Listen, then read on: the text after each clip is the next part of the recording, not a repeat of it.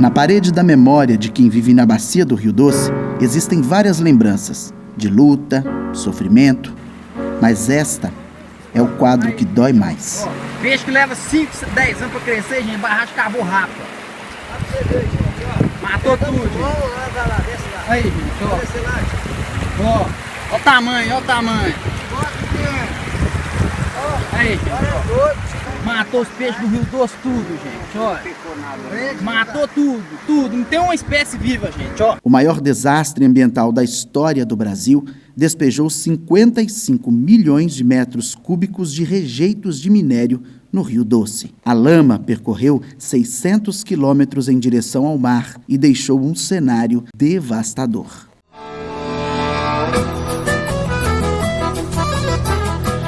Manhã de sábado, maio de 2025. Este grupo de estudantes de engenharia da Univale segue rumo a alguns pontos atingidos pela lama em 3 cidades do Vale do Rio Doce. Os jovens querem saber como vivem as comunidades ribeirinhas 10 anos depois do desastre. Nesta balsa, no bairro São Paulo, em Governador Valadares, mais lembranças do dia em que o rio virou lama. Quando a lama chegou aqui foi um caos, velho.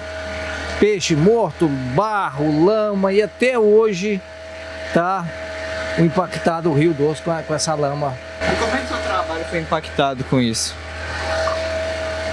Não podemos trabalhar não, tinha muito barro, muita lama, muita sujeira no rio, o motor não tinha jeito de trabalhar. Mas foi uma situação assim, muito crítica para o nosso rio, né, que já não é grandes coisas assim, em questão de limpeza, já tem esgoto que cai nesse rio, da cidade toda, aí mais essa lama, a situação ficou deplorável.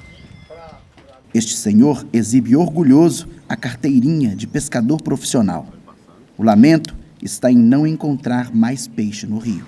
Era uma água que sustentava família e mais família. Na época do barro, você via peixe saindo aqui no meio da rua. E aquela peixada descendo para a água abaixo. Nós convivemos da ajuda dessa marca para receber esse dinheirinho aí, que é 2.200 por mês. Sendo que dentro do Rio Doce nós ganhávamos muito mais de 3.000. O pessoal que a gente entrevistou não consegue tirar o meio de renda ou até a subsistência, como os peixes e a pesca.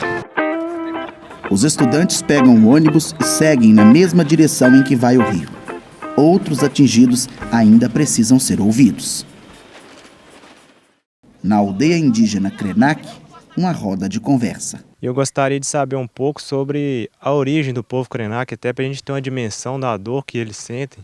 Os povos indígenas, eles optaram, desde a sua criação, em coabitar junto harmonicamente com a natureza. E o povo Krenak sempre foi assim, O povo Krenak, na sua cultura, eu nunca ouvi falar e nem ler em algum lugar, que existiu influências externas. Então essa questão de luta pelo seu território, luta pela natureza, você pode pegar em qualquer relato que você encontrar que vai se tratar dos povos originários do Vale do Rio Doce, você vai encontrar lá que era um povo guerreiro e que lutava pela natureza e pelo seu território. Tem vários tipos de impactos, Às vezes é um impacto de não poder ir lá no rio pescar, é um impacto cultural de não poder fazer batizado, mas tem outros tipos de impactos.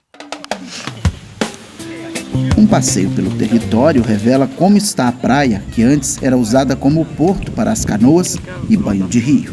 A gente ia todo dia no rio, lavava vasilha no rio, lavava roupa, batia na pedra, colocava lá para secar e ia brincar.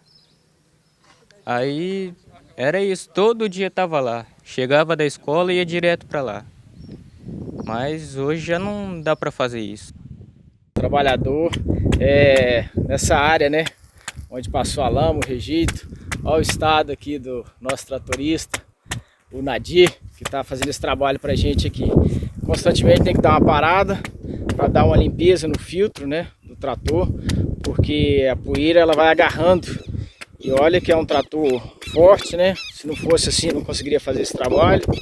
E a gente pode ver aqui a quantidade de rejeito, né, que ficou sobre o terreno aqui. O Miguelito é o produtor que fez o vídeo. Ele conta que, além dos prejuízos com a plantação, teve perdas também com o gado. O gado continuou bebendo a água, e aí veio muita questão no início de aborto. Teve assim, um índice de aborto altíssimo para quem, né, as vacas que bebiam a água do rio, mesmo depois que passou a lama, que veio a enchente, levou aquela parte grossa. Mas o que acontece? O gado entra no rio e pisa na água para poder beber a água. E aí remexe todo o rejeito que há no fundo do rio. Então essas vacas que bebiam essa água começou a ter um índice de aborto tremendo. Segundo especialistas, isso acontece porque parte da lama depositada no fundo do rio é deixada nas margens a cada enchente. Para eles tudo é água, né? E aos olhos, quando a gente pega o rio, vê com a água daquela assim clara, mas a gente sabe que lá no fundo está todas as impurezas, toda a contaminação, porque os metais pesados eles ficam ali. Nesta roda de conversa com produtoras rurais do Barro Azul, em Governador Valadares, é possível perceber que mesmo uma década depois, o sentimento de tristeza ainda está vivo a cada nova lembrança. E quando foi um dia, veio uma mulher para buscar água lá em casa, e aí ela foi e pediu para dar banho para uma criança. A criança deveria ter o quê? Um aninho mais ou menos, era de colo. E aí, quando ela deu banho no menino, eu fui jogar água fora, ela falou assim, joga essa água nos meus pés para mim sentir a água. Olha que situação que a gente chegou a viver aqui no momento, com esse rio desse tamanho que corta a cidade de canto a canto.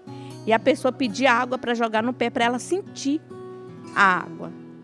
Né? Isso ficou muito marcado para mim nesse momento.